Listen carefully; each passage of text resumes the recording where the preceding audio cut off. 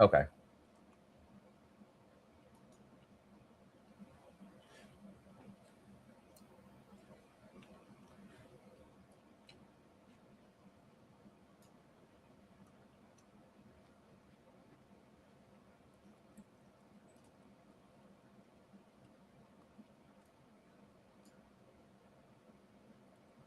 All right, guys. Jeremy Knopf with another episode of the Public Relations Declassified live stream.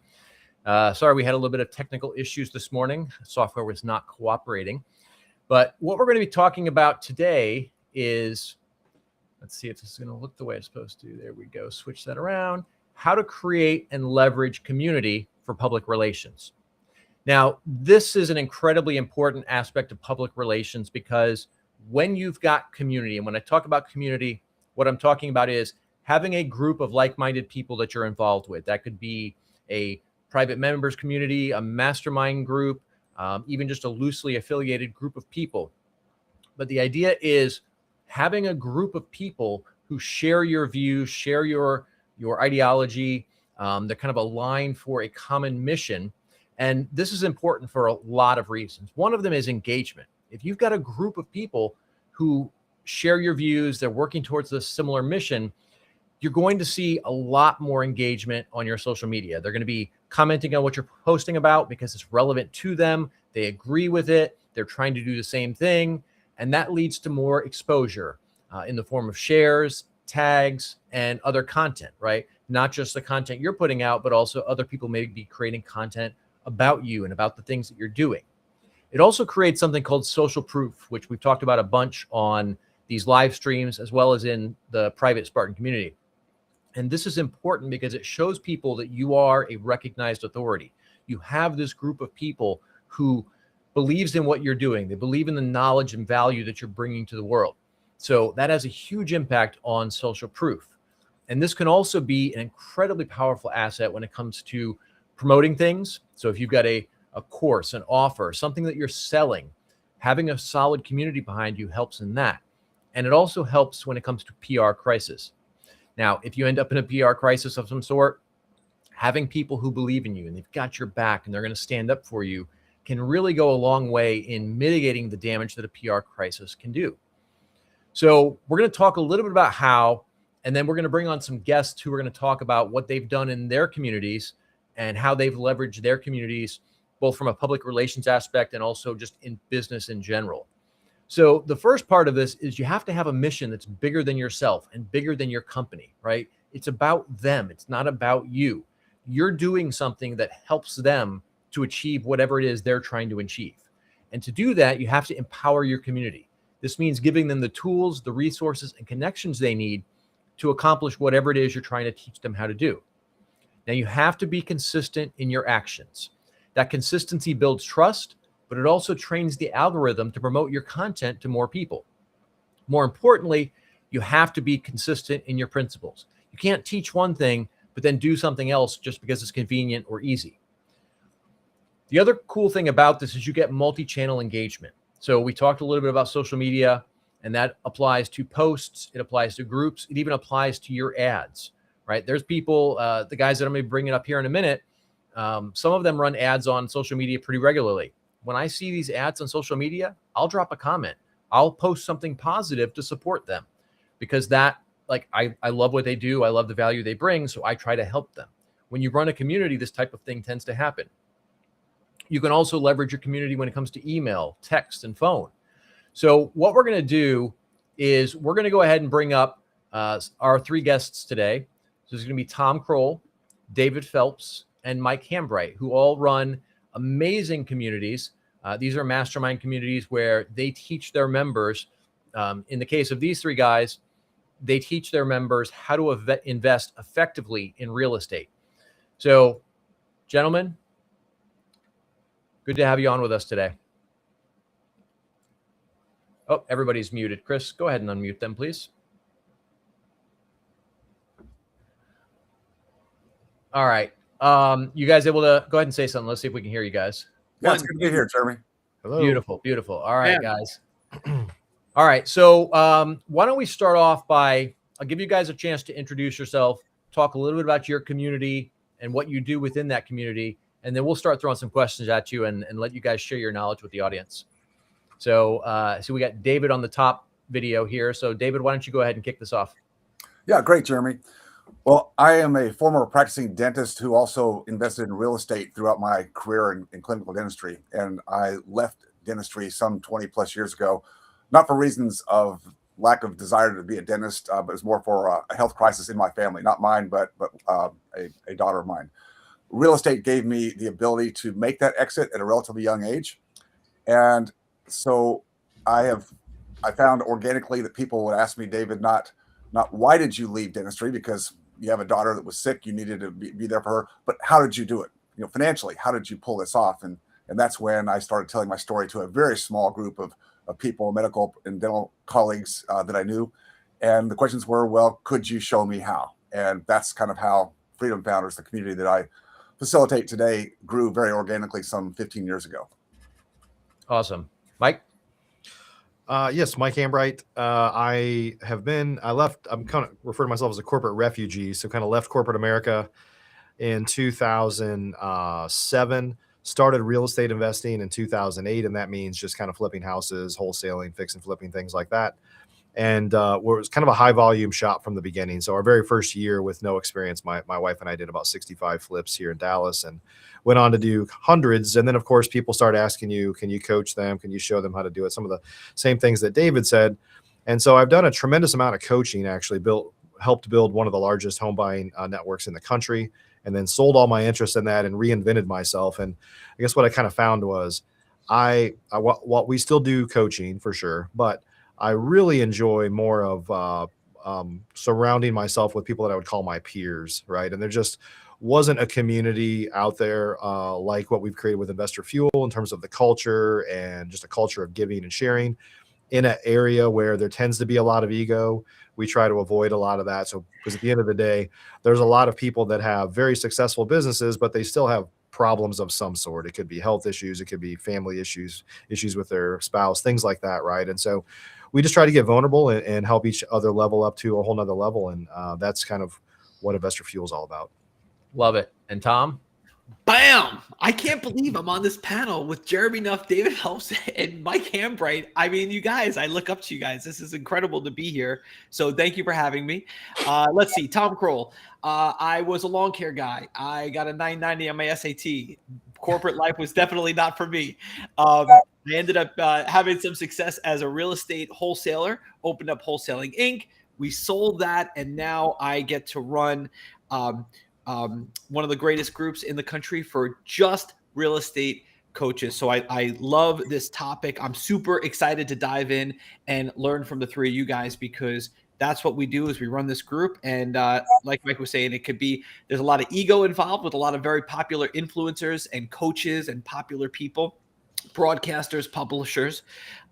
They are the hardest working, most confident people, but they also are the most sensitive and vulnerable. So it's a balancing act. So I'm interested to see how Mike and Dave balance that. So I'm excited to jump in. Love it. Love it. Awesome, guys. So I'm going to start throwing some questions at you guys. And for the audience watching right now, if you guys have any questions that you guys would like to ask them, there is a link in the comments to the chat. And if you drop any comments in there, we can go ahead and pull them up on the screen and ask our panelists here any of the questions you guys have. Let's go ahead and kick this off by, we'll ask all of you guys the same question to start. But let's talk about how your community has helped you while you've been in the process of helping them. So we'll go ahead and let David kick that off.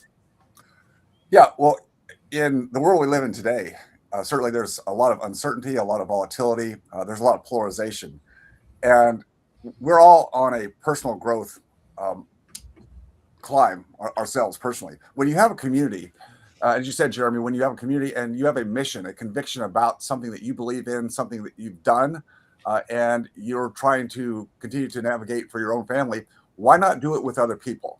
Why not, as Tom said, why not bring other people together that are like-minded, that are on the same journey, the same experience? And certainly there's a large financial component to it. But what I found is there's also a lot of life issues that we all struggle with. And when you're in a community where there's trust, and trust is a key part of any community, there's got to be trust. It's got to be a place where people feel like they can come and be heard and not judged. And when you develop that kind of community, then you've got a place where people will be willing to be vulnerable and authentic. And I always tell people that all progress begins by telling the truth. If you can't tell the truth about where you are in life and what you're struggling to achieve, you'll never get there. And so we take off the ego and the pride and I'm all this or that. Hey, everybody that we work with, including my friends here on the panel, all successful, but we all have our stories of what we've gone through, the twists and the turns. And when you can talk about that in a group and be real about it, that just kind of takes the air out of the room and lifts everybody up and says, hey, I'm going through something too. What can we share? It helps me too, because the community also allows me, through the community, the leverage of the community means I can source other people to bring to the community that have a lot of wisdom. And I count my friends right here. All three of you on the panel are people, because I've met you because of my desire to lead a community. I had to be out there on the forefront and also be touching base with a lot of other people. I can bring that to the community, and the community allows me to leverage that power base for the community. And we all profit in many ways from that kind of a leverage. I love that. David, there's a particular story I'd like to share if you're comfortable with it. There was somebody in your community that you helped in a particular way. We're not going to say any specific names. Do you know which story I'm talking about? Or do I need to give you a few more hints? Might give me a clue. Somebody related to mortgages. Yeah, in my community, mortgages. Sorry. Yeah. Okay. Go ahead and tell the story, and honestly, I'll pick up where we go. All right. So the story I wanted to share, and if you want me to stop telling the story, just interrupt me and I won't. But there was a story, I don't even know if you remember this, but this was years ago when I heard about this. Somebody in your community who went through a major problem and basically was unable to support his family for a while because of some things that happened in his life. Oh, okay. Yeah. And I'm with you. Yeah. So are we good to tell this a little bit without the details? Yeah. Okay, cool. So David actually went so far above and beyond that it's ridiculous. And he actually helped support this guy and his family through this crisis. Like there was no direct benefit to him. It was just something he was doing because of how passionate he is about the people in his community. And that really speaks to the value that you not only get from your community, but also that you seek to give back as well. And that's something that I feel is incredibly rare. I don't think most people would have done what you did. But that highlights the proper approach to community, right? You're not just trying to extract from your community, you're also giving back, and you're doing so far beyond what most people would do, in my opinion.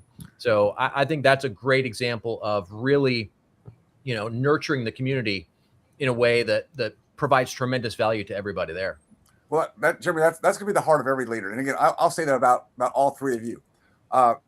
Surrounding yourself with people that have your back. And again, that takes time. It's not just passing out cards or a networking event. It's actually being in a community where you're having real conversations about things, outside of finance. And when you do that, then I'm always thinking about, well, who would have my back?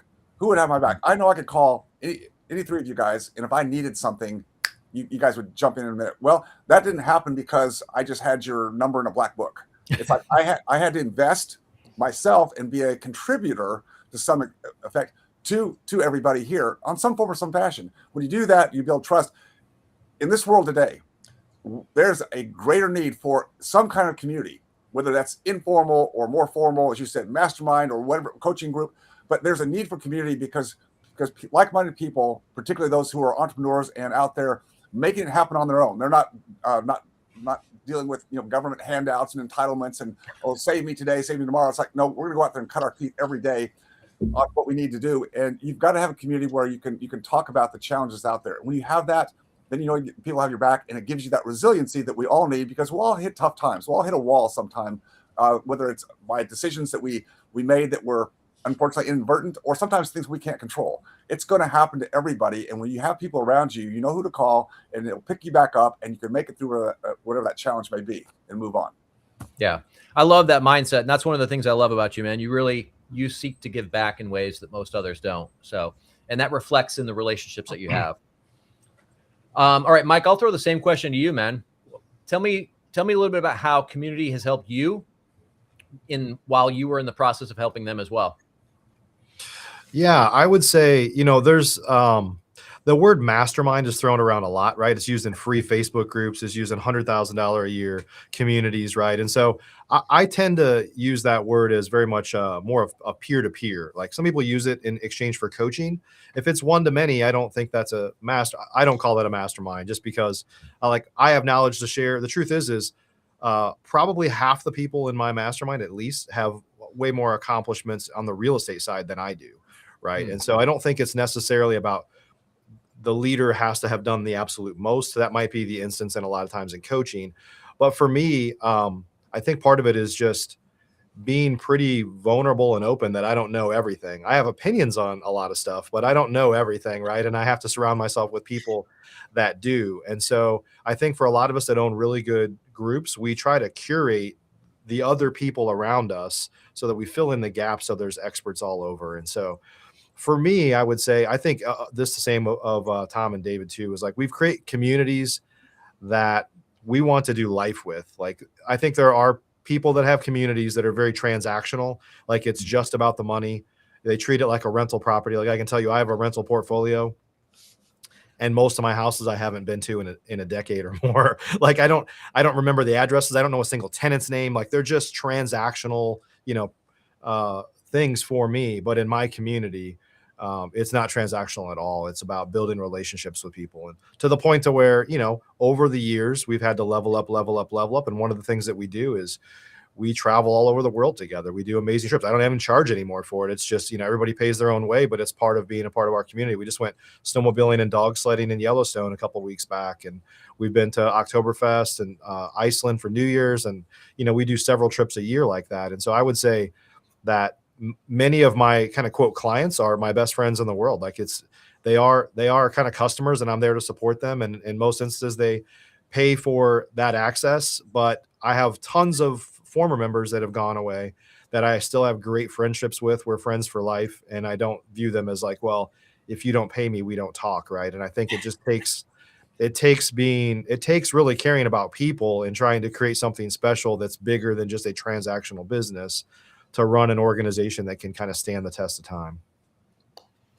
I love that, and it's funny. I didn't expect to hear you say that you had like half of your members have accomplished more than you in real estate, because man, I've always seen you as somebody who's at the top of the food chain. I kind of see you as like the T-1000 Terminator, maybe with a little bit touch of the tism. Like you're just so focused and dialed in. But yeah, I mean, I've seen you constantly go out of your way to help people, whether they're a paying client or not. And again, that highlights the importance of really nurturing what you're doing within the community. And because of that, like when you need something, you can pick up the phone, you can reach out, and somebody's going to be there to help you with whatever the challenge is. I think in many ways, that's what our communities create, is like entrepreneurship by itself is a lonely space. Like everybody's on an island. They don't know what's possible because like they think they've capped out, and they just accept that in many ways. But when you can surround yourself with people that have broken through some of those barriers, they're often not that hard to break through. It's just you have this preconceived notion that you can't. And then when you see somebody else do it that is not superhuman, you're like, well, if that guy figured it out, not to take anything away from that person, if that person figured it out, I can do this too. And that's where we've seen people that, I could give you plenty of examples of people in my community that were stuck at a level of business for many, many years. And over the course of a few years after joining my community or, any other great communities, their businesses might literally grow by 5 or 10x just because they immerse themselves around other people that help them eliminate some of the mind junk they have. Amen. I love that. All right, Tom, I'll throw it to you next, man. Bam. Yeah. I mean, go ahead. No, go ahead. You're good. Just to add to Mike's point, I mean, Mike wrote me a note. I mean, this is just to, and I mean, he sent me a note on Monday. I just looked it up. Monday at 6:41 p.m. He said, "How can I add value to your group?" Right? I mean, it's so great to be with all of you guys because I know all of you have done that for me, and I appreciate it.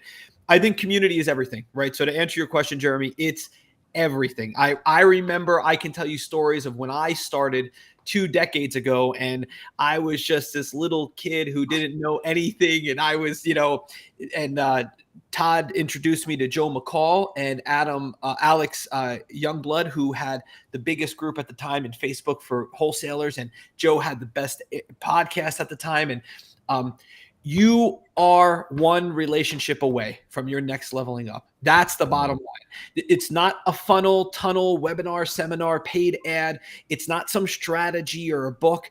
At the end of the day, entrepreneurship is not an island, especially if you're struggling. We tend to isolate, but you have to get in there. You have to learn, read Robert Cialdini, read the book Influence. He talks about reciprocity. Don't ask for help.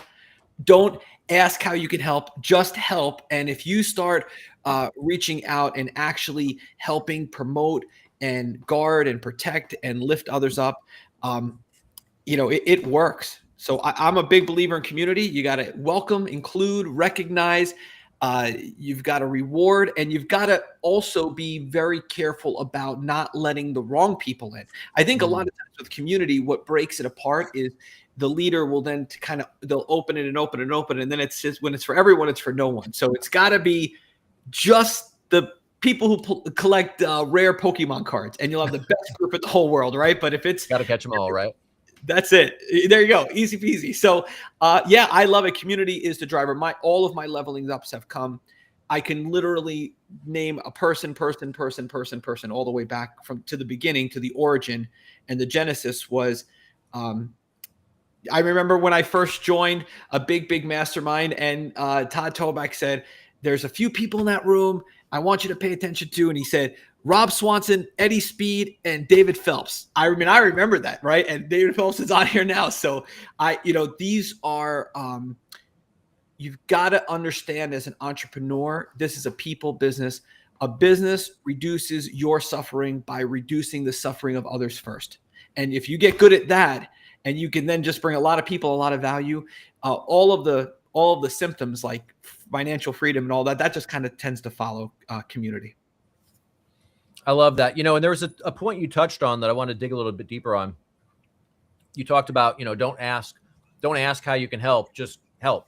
And that's something that I think a lot of people overlook, because it's really easy and lazy to go up to somebody and say, well, how can I help you? How can I add value to you? The people who are busy and the people who are really crushing it don't have time to sit there and tell you how you can help them. So talk a little bit about how you identify ways to help people without kind of putting the burden on them to tell you how.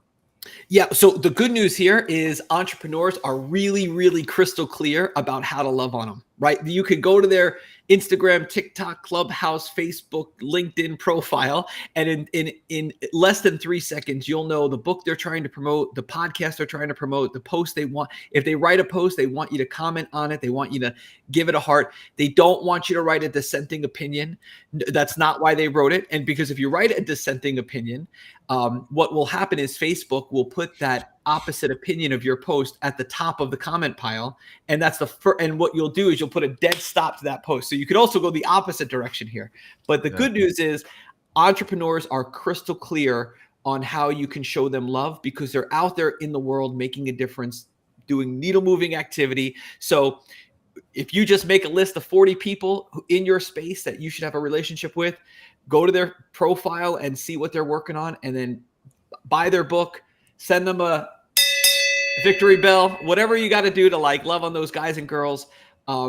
It usually will come back tenfold. Great advice, man. I love it. All right, guys. So we'll throw the next question out, and that is, how would you say that your community has helped you to overcome a particular challenge or a crisis? And we'll hand that off to David next. Well, the first thing I'd say is that you don't build a community during crisis. You really find out whether you actually have one. My point is you've got to build the trust first. When you have trust and you speak authentically and truthfully about whatever the challenge may be, people that trust you, they want context, but then they will follow. If you live by your principles, you don't waver. You said that earlier, Jeremy, being consistent, but living by your principles. Really, a community, I think, forces us as leaders to do that. And sometimes that's hard because we all We all feel sometimes some frailty about, I need to be perfect. I need to live this perfect life. And true leaders know that that's not the case. We all have situations that come up in life where either we didn't make a decision or we made a decision we wish we could have done better. But that's just life. And that's what people who follow good leaders want to see, that the leader actually can show that they are vulnerable and that they are not perfect. None of us are. And so when you do that, you really have a place where community will back you, because they will relate to that. People relate to the fact that you're not perfect. You made an error, mistake, but you acknowledge it. You acknowledge it up front and say, here's what happened, and here's what we're doing to make a correction with that. People go, you know what? That's true life. That's not someone who just acts like they've got it all perfect in life and nothing ever goes wrong. That's not true inherently. And so you're not going to be really a follower of that person. So I'm just a fan of just being wide open, being transparent, and speaking the truth in all regards. I love that, man. Great perspective. And, just hitting that authenticity is key, because when you try to paint yourself as this perfect person, people can see through that shit, and it definitely hurts your trust with your community. So I love that perspective. Mike, what do you have to say about that? Yeah, I mean, I think I would agree. David has so much wisdom. Like, I think really appreciate everything that he shared here. And the only just to add a little flavor, like I would say inside of our community, like we try to pull vulnerability out of people. So it's pretty common that people would say like everything's good, right? Everybody by default, everybody's like, oh, how's everything going? Oh, everything's great. And you're like, I know that's not true. And so we commonly are asking people to like, well, what's if you could fix anything, what would it be? What are some of your challenges? And so I think, for communities like ours, I consider like ours, and I think like the others here is like people, entrepreneurs go through good times and bad times. There's ups and downs. In fact, there's many times a great day that also has some stink on it. Like some two good things happen and one bad thing happen. I mean, that's just entrepreneurship, is we're constantly putting ourselves in situations to solve problems. And I think for myself and the other gentleman on this panel here is we put ourselves in a position to have to help other people solve their problems too. Right. And quite frankly, that's what entrepreneurs get paid to do, is help people solve problems.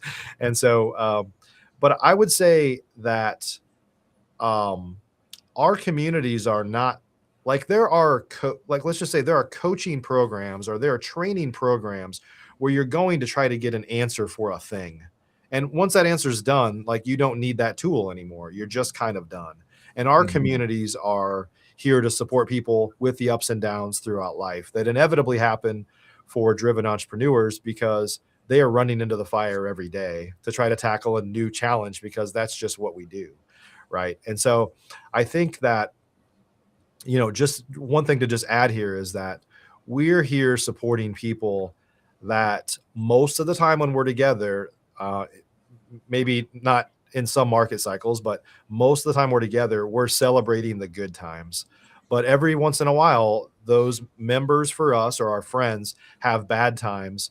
And it's almost in some ways like insurance. Like they don't really need a lot for the most part. And quite frankly, a lot of our members often ask me the same thing I asked Tom, like, what can I do to give back? Or I feel like I'm not helping enough here, or what. They're like, you're a paying customer, and our paying customers are worried that they're not helping more. I mean, that's just the culture that we've created as a culture of giving. But I think a lot of us are around and we stay in communities like ours because we know that at some point we're going to have to effectively phone a friend for help. And that might not be today, but I know if I nurture this relationship and I give enough, that when I need help, this community will be here to help me. I love that, man. And the fact that people who are paying members are reaching out and asking like, hey, how can I bring more value? How can I help? That's a testament to the type of culture that you're creating within that community. And it's really an example of, doing it the right way, because if you hadn't done it the right way, those people wouldn't be doing that. They would be checked out. They'd be on the sidelines, and they'd just be looking for how they can get more out of it. So I love that, man. Tom, I think a lot of entrepreneurs want to get a lot of entrepreneurs feel a little bit isolated, and they want to be able to help. They want to maybe coach. They want to share their knowledge. But I think there's a lot of people, especially the more accomplished people, that are just kind of over trying to do it in a free Facebook group where everybody's opinion appears to be equal, even if they have no experience doing that whatsoever. And so, yeah, I'm sure just like these other guys, I go into Facebook groups sometimes and I see people giving like the worst advice I've ever heard, as if it's the best advice they've ever given. And I just think that a lot of us, like, we're just like, I'll pay for exclusivity, just like a country club. Like, I want to be a part of a country club versus going to the municipal course, because I know there's a higher, it's a more distinguished level of person. It's somebody that values a little bit of exclusivity, and it's somebody that values paying a little bit more to be around people that are more like them. And so I think in many ways, I mean, I think a mastermind in many ways is like a country club, generally minus the golf. So. Yeah, and that exclusivity is part of what helps to build the community, right? There's a sense of belonging. So I love that, man. Tom, I'll throw it to you next, man. Yeah, I mean, to answer the question, many times. I mean, if anybody on this panel, I will be the first to admit, there are times when you are sitting in the fetal position at 3 o'clock in the morning, sucking your thumb, crying. And if any entrepreneur who doesn't admit that, I come and have a talk to me, because I know it's true. And, I think that the number one predictor of success for an entrepreneur is their ability to handle pressure. And when you have a community, it's more hands to hold up that pressure, so that as you're holding up the roof and now the floor starts to cave in, there's somebody there to catch it. Like Mike said earlier, the people in his room and in my room and David's room, there are people that have 10x, 100x done what I've done. They faced bigger problems. They understand that, even though things seem maybe really catastrophic in the moment, they're not as bad as I might be framing them. Right. So, entrepreneurship is a journey where we're constantly getting results, and whoever gets the most results is going to get the closest to wealth and success. But a lot of those results are going to punch it right in the gut, and it's going to hurt. And so it's too many times to name. I just recently had an incident that Mike Hambright helped me with. So, and when silver was shooting up, I was on with David going, David, what's going on? I think that, and Jeremy, brother, you too, of course. I mean, I remember when I needed help with another project, that a project is a nice way to put that word. And I drove out to see you, and you or Johnny on the spot. Tom, whatever I'm doing, I'll drop it. Just come and see me right now. All right. So I think that community is not just important, it's the most important things. Oftentimes as entrepreneurs, what makes us really good at entrepreneurs makes us really crappy at a lot of other stuff. And we need better men, stronger men who are ahead of us, and women who can say, hey, knock it off. You're missing something. You've got a blind spot. Go focus on this other thing. There's no such thing as time management. There's only priority management. So you need colleagues and peers and equals to say, hey, I know you don't like taking advice. I know you like giving it, but you better listen to me right now, because this is where we're going to help you prevent going 1,000 miles an hour into a brick wall. So I think I think community, it's too many times to mention, but I've had that experience with all of you guys where I've called you and said, hey, what is going on here? So it's very important. Awesome, man. And I want to see pictures of this, you in the fetal position with your thumb in your mouth, man. I'm going to pay anybody. Yeah. It's an NFT. It's $500, but I can get you it. Yeah. We'll go ahead and put a bounty out. If anyone has pictures of Tom in the fetal position with his thumb in his mouth, I want to see Julie those. Julie. All right. Good stuff, man. Good stuff. All right. So let me ask you guys this. Let's talk about some of the things that you guys do to build an active and engaged community. Like, what are you doing to nurture those relationships? And we'll go ahead and throw that to David first. Well, it starts with, I think Tom said it earlier, is you've got to be really clear on who your avatar is. Who are you trying to help? If you try to help everybody, then you'll really help no one. So isolate on who you best can help, who you have some affinity with, or who you develop some affinity with. Some group that have certain characteristics that your ability to understand what they are thinking or waking up at 2 a.m. in the morning worrying about. When you have that sense, then your messaging is going to attract the people who hear your voice, and what people will tell me, and I'm sure it happens to all three of you, is people will meet you for the first time and say, I've been following you, I've been reading your posts or your YouTube channel, and I feel like you know me, and yet we never met. So you're defining that avatar and be able to speak to their issues because you've gone through it. You know who they are. And I think the next part would be that you want to create that place in the room, the environment where people do feel safe to be, again, authentic. because Mike said it earlier. He said, if you just walk in, as typically we all will do, and I've done it before, I'll go into a new room. It's like, well, I don't want to start shedding all my issues and my problems. I want to look like I'm the guy. I'm invited here for a reason because I've done this or this or this. We all want to do that. That's human behavior. But a good leader will break that down and show that the room can be authentic and not just highlight everybody who's doing great stuff. That's wonderful. We want to do that, but also to showcase some. We call them hot seats, or you can have small group roundtables where people are actually addressing particular challenges or problems. And those can be beyond financial. Those can be personal problems. Sometimes they're marital problems, or they're problems with kids, the real stuff in life. And when you're in a room that can speak about that and the other wins and other things that you're focusing on in terms of wealth and creating financial freedom, now you've got a community that's engaged. And I have found it really enjoyable that we're able in our group, and we do this very well, is we engage our professional practice owners, our doctors, with their spouses, because we don't talk about anything clinical. We're not clinical. So when spouses come with their husbands and we're talking about real life stuff, that spouse, who's a supportive spouse, is engaged. And she's the one who actually says, honey, we need to do this. Kind of like saying, you need this more than I do. Because he comes for what? Well, the money, the ROI and all that, right? But she comes for like, what's this going to do for us as a family? And when you can speak that to a community and empower them to speak what's really on their minds, now you crack the code, and everything else starts to work itself out. I love that mindset around kind of creating the trust within the community so that they actually feel comfortable. And that's, I agree, that's critical, because if they're not willing to really open up and get into the root of the issues they're facing, then they're not going to get the problem solved. So, taking that approach, I love that, because it helps them to actually accomplish what they're doing, which helps them to, trust the community more. And then it becomes a more tight-knit community, man. So that's phenomenal. Well, something that you put out, and I acknowledge you for this a few weeks ago. I went to your page and I did what Tom said. I said, Jeremy, great job, because you did a great presentation on imposter syndrome. Thank you.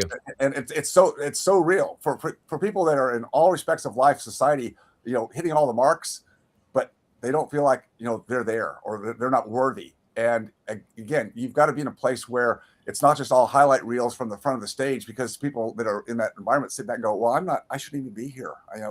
It's like, yes, you should. You just haven't had the opportunity to express yourself in a way that you feel safe to do it. So when you do it that way, it changes the dynamic. And now people feel like they're in a community where there's not this hierarchy of these people are all great and we're just peons sitting back here in the back row trying to figure stuff out. No, we're all together because we all have issues. We all help each other. We all have each other's back.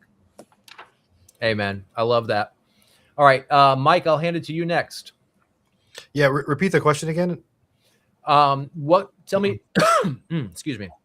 Tell us about some of the things that you're doing to build an active and engaged community. Yeah, I think one of the things that I've instilled from the beginning, I think many of us have built something that we wish was there for us when we were coming up or when we were in that situation, right? So a lot of times that's what happens. I wish there was a community like mine that had the same culture, and I decided to create it because it didn't exist, right? And so I think one of the things, and this is probably true across all industries, not just real estate, is there's just a lot of transaction. I kind of used this phrase before, transactional stuff. It's a lot of business, like you paid me, I do this, and we're done, right? And so what we try to really do is build, like, I think as a leader, you really have to care. And we all know, industry leaders that we could point out right now, we won't say any names here, of people that, like, I've heard from their communities, they're like, this guy will walk right past me. I've known this guy for 5 years and he'll not even make eye contact or acknowledge me. And I'm like, I'm listening to say, hey, my daughter just got her driver's license, or my mom just passed away. We're sending flowers to funerals and get well gifts to our community. And like, we're really listening. And when we hear things, like my team, my whole support team, we're listening and we share that, we use a CRM and we're sharing like, hey, this happened to this person. And like, we all want to know that so that we can support that person or celebrate with them or whatever the situation might be. And I think it's real easy these days. Like, everybody has a million friends on social media, but they're all very shallow relationships and they're not very deep. So we've gone the opposite way and said, how can we become like best friends with people? Like, how do we really understand them at a deep level? When they say everything's all right and we know it's not, like, how do we pull them aside and say, hey man, like, how's this going? Or how's that going? Or how can we really help?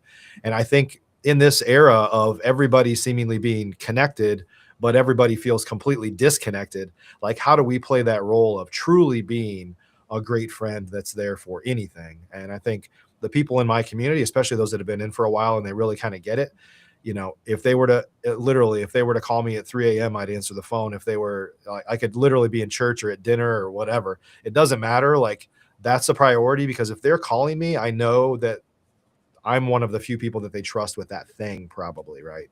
And so I don't take that lightly. And we use it to build relationships that I think people know in our community that, you know, a lot of our members, quite frankly, are in lots of communities. Right. And I think, you know, I typically hear that, you know, ours is probably, you know, one of the best that they've been in terms of truly caring about them and their well-being and their family and their future and their goals and things like that. And I also think one of the things that I did early on when I first started and I was coming up, I just wanted to be bigger. Like, my goal is grow, grow, grow. And everybody, you know, there would be people that would come up in my coaching program and they would say, I want to be like you, until there was a day where I remember thinking to myself, I don't want to be like me. Right. And I think it was maturity and family, like the age of my son at the time. Like, my wife and I've been married for 21 years now, but you know, when we started, we'd only been married for a few years and we never knew we were going to be business partners, but that's how it worked out. And I just remember there's some wisdom, probably me personally, and just some wisdom in the business and some time where I realized that everybody's goal is not to be bigger. And I think a lot of communities, none of the gentlemen that are here, but a lot of communities, like, it's all about that. If you're not growing, then what the hell's wrong with you? And there's many people that are happy with where they are. They might want to get more of their time back. They don't necessarily want more money. I mean, I was just talking to some members the other day, like, we don't want to grow the top line. We just want to get more of our life back. And that's great. And I think it just takes some wisdom of having done this for a while to be able to celebrate that with people. Hey, that's a great goal, instead of like, well, if you don't double your business, you shouldn't even be here, you know? And so, anyway, just creating a culture of people that have different goals, that know that they can rely on me or anybody in our community if they need to, because people need that for each other and kind of playing that role for one another. So I love that. And, you know, yeah, I would agree. You know, you talked about the phone call at 3 a.m. thing. I could definitely say that about all three of you guys. Like, I know that if I needed something and I called you, like, all three of you guys would drop whatever and be there for me. And that's something that's incredibly rare. So when people find that, that really means a lot to them. And that really draws them into the community and helps them to get more engaged. So I love that perspective. Tom, I'll hand it over to you next, brother. Yeah, I think when it comes to, you know, for me, the nuts and bolts, but, you know, and I was just going to say, I just took so many notes, Mike, from which, I mean, yeah, that's really great points. I agree. I think for me, the nuts and bolts of growing the community are consistency, and I'm going to use a word integrity just because I don't have a good word. But what I mean by integrity is not a moral standard. I just mean keeping your word, right? If you're going to bring somebody value for free, provide that value on time and over deliver, right? I think it starts with your talking points, to David's points earlier. Your talking points, number one, should be either Rocky Road or mint chocolate chip. But if they're vanilla, you know, no one's going to like you, right? But if somebody's got a, you know, Julie eats mint chocolate chip, I don't know how she eats that toothpaste, right? But I'm not in the mint chocolate chip crowd. I'm a health nut. No, I'm just kidding. I'm not a health nut, but that's what you're known for, Tom. Right. That's it. That's what I'm known for. We all know you're hiding a six-pack down there. Soon. I think it's just consistency, and it starts with the early indoctrinations. We now know from data, right? It takes about 4 to 7 hours of indoctrination to take people over into your world, right? So it's about being consistent with your messaging and your copy. And then I think it's just really, Brian Tracy recommends a great book by a surgeon. The title of the book is called Checklist Manifesto. I can't think of the name, the author. A great book. And it's really getting to know your avatar. Amy Porterfield is really, really good at this. Yeah. And I would say that when you know your avatar well enough, the person you're talking to, you become prophetic. You become clairvoyant. You know what is keeping them up at night. You know what is bothering them. You know what's going to happen before it happens. So when you're in a conversation, they know you're really authentic, which I think authenticity and data is going to be key to growing a community with AI in the next 3 to 5 years. But it's a question of really getting to know with, like Marie Kondo says in the life-changing magic of tidying up, right? What sparks joy with these people? Really getting to understand that and then building a little checklist around it, right? So when someone comes in, how do you make them feel welcome, recognized, rewarded, included? What is their contribution more than what they want, which we find is much more significant, right? What are they really good at that they can contribute and bring to this group? We think is more important than where do I need help? The help kind of comes in the aftermath. But if you can build someone up by saying, hey, you're really good at Facebook ads, or you're really good at novations, right? Which I still don't know what that means really after all these years. But whatever it is, really identifying and celebrating that contribution and then finding a place in your community. I think you're just building community every day with your words, your actions, your follow through, bringing people value and resources based on who they are and what they really want and what they really need, and doing that consistently. That's the key. I love that, man. And yeah, all of you guys are great at that. All right. So what we're going to do is we're going to go ahead and close this out with one quick question for all of you. What would you guys say is the most common or the biggest mistake that you see people make when it comes to building their own community? And we'll bring you up first on that, David. Yeah, picking up on just some of the points that have already been made, but I'll just make a stronger point here is really pushing or focusing on growth over engagement and community. And it's easy to do. As Mike said, when something's working well and you feel like you're providing good outcomes for people, yeah, it feels good to grow. And there's nothing wrong with growth if you're keeping the community tight and engaged. Quick story, 2018, Freedom Founders, we've been rolling along for about 8 years, and we were growing really fast. And at one of our events, and I remember going back and telling my team and my wife Candace this, one of our events, I walked out onto the stage to do a presentation on some topic. And as I looked across the room, I'm seeing people, and it hit me, I don't know many of them. I don't know them. And that's where I flipped the switch and said, this has got to change, because growth without engagement, it's going to be a train wreck. And I foresaw it because I had that inner feeling about, if I don't know these people, then what am I doing? What am I really doing here? If I don't know them, know their hearts. So we changed the whole model. We shrunk the community. We shrunk it down over the next year intentionally, rebuilt it, and built it back with tighter community and connection. And now when I walk out on that stage, I know about those people. I know about their families, their pets, their dogs, whatever they're going through. That's what thrills me, because when I go through my week, and I know it's the same for you guys too, you go through the week, we're constantly thinking about our people, are we not? We're thinking about them. We're thinking about them, and whether we reach out to them or they reach out to us, we're constantly thinking about our people and like, how can we help that person? How can we help them get through this, or celebrate a win of some kind? I think that's what drives us, because at the end, it's not transactional. Yes, you have to be profitable to carry it, but it's everything else takes care of itself if you just do the right thing. Tom said, integrity. Just be a person of integrity. I love that. And that's a bold move, man. It takes some balls to stand up and start paring back the organization to make sure that it's really aligned with what you're doing. And that's something that, it reflects your character and your integrity, because you're really focused on bringing real value. But in doing that, it then makes the group more active, more engaged, and everybody gets more out of it. So I love that approach. Mike, pull you up next, brother. Yeah, you're going to end up seeing a common theme here, because I think all of us that are here, even though David and I haven't talked for probably a month or two, but I think very highly of him. We're great friends. A lot of us think alike. A lot of us got to where we are by having a lot of the same beliefs, right? In terms of how we treat a community, how we grow a community. But I would say, so some of these might sound familiar. I would say first is to be yourself. I've created businesses in the past that I wasn't passionate about. I didn't really love it. And eventually they either get shut down or you sell it or something. Because it's not I built something that I thought people wanted, but it wasn't necessarily what I wanted to do. And Mhm. so, people have asked me like, "What are you ever going to retire? Would you ever sell this?" I'm like, "Well, I have other business. I would sell everything before I would sell my mastermind because it's the fabric of who I am. Like, it's my community. These are my people. Like, why would I? What else would I do? Like, I don't even know. I can't even think of that, right? And so, so be yourself because you don't want to create a community that you don't like to be a part of, right? I mean, that would be terrible to be the leader and create that. The second is to focus on the transformation that people are looking for. So there's a quote that I saw. I'm a big Russell Brunson fan, and he had a quote recently. I'll probably screw it up a little bit, but it was like, don't talk about the ingredients. Nobody cares about the recipe. They just care about the transformation.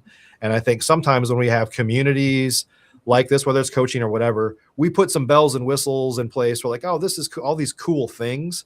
But it's like, if it doesn't help somebody get their transformation, it doesn't really matter. So it doesn't have to be having $50,000 speakers come to your events and stuff like that. I mean, it can, but that looks good on social media. It looks good on a highlight reel, but it doesn't help transform people. And so just focus on things that have a transformation. And I think the last thing that I'll share, we could probably talk about this all day long, is a commitment to getting 1% better every day. Like we, I would say we ran our mastermind for a while. It was growing fast. We've been running Investor Fuel for a little over 8 years now. When COVID hit, like nobody knew what the heck was going to happen. And it ended up honestly being one of the greatest times, for the next couple of years in the industry for a lot of real estate investors, except for the ones that thought the sky was falling and sold everything. Then they regret it because they would have been better off holding it for a couple more years. But it forced us, like we started to do things online. We started to just find ways to adapt. I mean, that's what entrepreneurs do. But I would say I've been in communities before. I know of communities. I just know human nature is to create something that's kind of working and then just let it ride. And so we are constantly like, I literally ask my team like nonstop, what else can we do to make this better?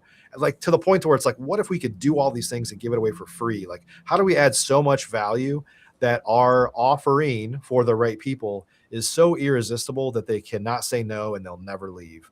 Right. And you can only do that through adding tremendous value that will help them in a transformation that they're looking for. So how do you get better every single day and not just create something and let it ride? I love that, man. It's so easy to get stagnant and have shit kind of start to drift off path. So yeah, I'm in agreement with that 1000%. Tom? And David mentioned this earlier. I think it's, people have to be able in a real mastermind, not a marketplace, right? Where they're really going to meet and move the needle. They cannot be vulnerable and exposed, right? They have to be in a space where they can say, hey, there's something's going great, but here's where I need help. And if it becomes a blank measuring contest and everyone is rewarded on this is great and greater and greatest and the best and the best of the best of the best of the best of the best and a $50,000, $100,000 speaker and all of that, the challenge is they leave with a lot of notes, a lot of distractions, a lot of motivation, and nothing in their business changes. I think it's the number one vulnerability in all of these rooms and in communities is putting the wrong people in. With every coach, influencer, and person who runs a mastermind that I've had conversations with, that is usually the downfall, where it's either really a marketplace where, for us, for instance, we don't allow marketing people in. Why don't we allow marketing agencies into Coaching Inc.? Because we want to talk about you guys. We want to talk about your marketing agency and say, hey, you really stink or you're really great. And I'm not going to do that if the guy's sitting at the dinner table next to me, right? So just to be as direct as possible, I think the number one thing that you have to be careful of is putting the wrong people in the room, because ultimately it damages your members. And as much as, if they're in the room, we're vetting them, right? We're vetting them. We're endorsing them, right? Whether we realize it or not. If I put Johnny, Sally, and Bobby in the room, I'm saying, hey, they've got the mark of approval, right? This is a certified organic or whatever it is. But I think it's the wrong people, which is we've gotten very good at. I will tell you this: we hold ourselves to a very high standard, and any shenanigans. My favorite thing to do, even though I'm more Mr. Rogers than Mr. T, my favorite thing to do is be like, hey, you're not a good fit. don't come back. So I think it's wrong people. That's the key, Jeremy. You got to be really good about that. Love it. Love it. I pity the fool, right? Bam. Yeah. So yes, you are more Mr. Rogers than Mr. T. No question there. Yeah, and I've seen you. My testosterone. I'm working on that. I'm getting testosterone shots this year. So maybe not for long. Yeah. Good stuff, man. Good stuff. Yeah. And I've seen you do that so many times, man. There's people who are more than happy to cut a check. They're going to show up. They're going to be active. They're going to be engaged, but you have you've pulled them from the group because they're just not in proper alignment with the group. And I love that because that, again, it demonstrates integrity to what the group stands for. And that's something that a lot of people don't do. So I forgot you were with me when we did one of our last excuse from the group calls. Yes, there's been a few rounds of those.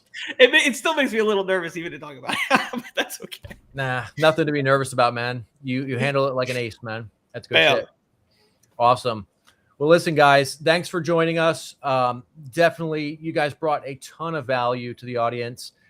This is going to go up on, it's already up on all the socials anyway, but once we go back and edit the description and everything for YouTube, we're going to add links to all of y'all's websites. So for any of those of you who are in the real estate industry specifically and want to get involved with any of these gentlemen's groups, I highly encourage you guys, at the very least, go connect with them on social. You are going to learn a ton from these three guys. They are just a wealth of knowledge, and they're constantly sharing great advice, not just pure technical knowledge, but also like good mindset stuff, right? These are good people with great character who, you'll learn a lot about kind of getting your mindset dialed in addition to the technical knowledge that they're sharing. So definitely connect with them on social. And, if you guys are in the real estate industry and you want to get a deeper understanding, really dial up your game in that perspective, reach out to them. We'll put the links in the description so you guys can go to their websites, contact them there. But these guys run amazing groups that you guys can all get a ton of benefit from. And like I said, we'll go ahead and put the links into the description here after we go back and edit this a little bit later on this morning. But gentlemen, thanks for joining me today. Thanks for joining the audience. It's always a pleasure talking to you guys. And we'll see you guys again soon, I'm sure. Thank you. Very good. Yeah, Appreciate it. All right. My pleasure. All right, guys. So that was awesome. These are three of my favorite humans in the world. Love these guys to death. Great people. So I highly encourage you guys to connect with them. And if you're, like I said, if you're interested in really upping your real estate game, by all means, contact them about their groups. Great groups. That being said, we're going to go ahead and segue into Jeremy's PR PSA for the day. And that is that public relations is a team effort. So the more people you have on your side, the more control you have in how the public sees your brand. Now, this is important because, look, at the end of the day, your brand is not what you say it is. It's not what you think it should be. It's what the public thinks that it is. So you can be out here, you could be talking about all the great things you're doing, talking about all the great things that you believe and how you think the world should be and all of that.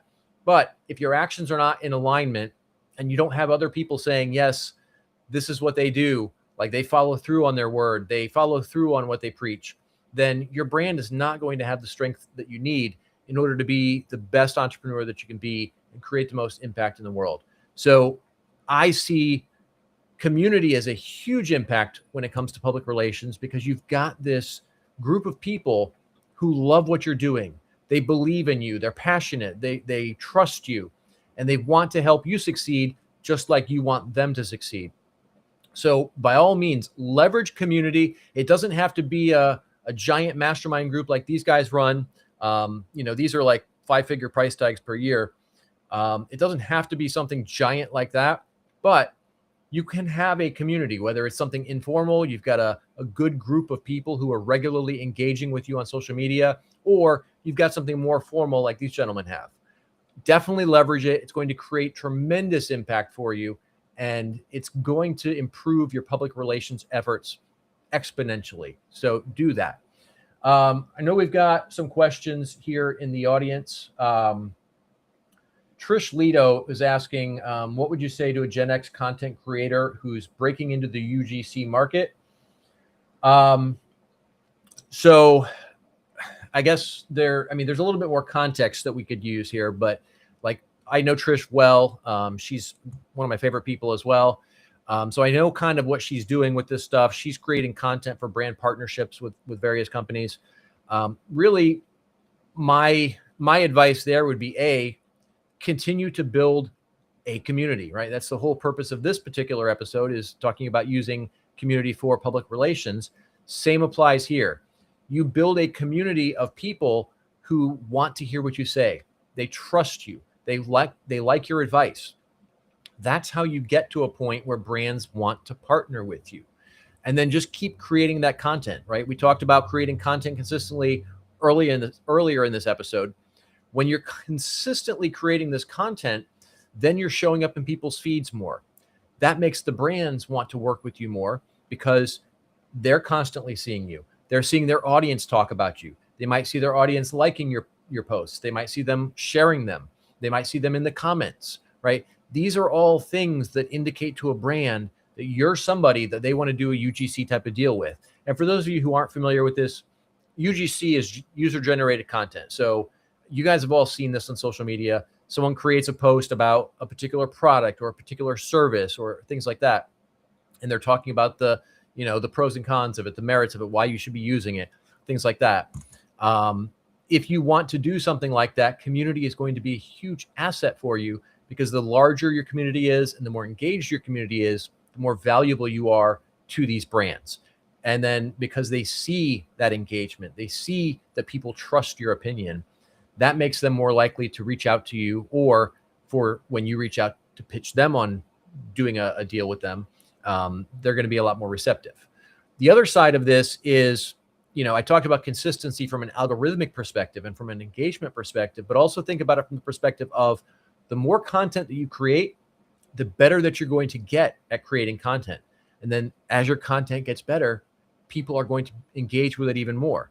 And it's going to start showing up in the algorithm even more. And this is critical because it kind of creates this snowball effect where, in the beginning, you're going to work your ass off.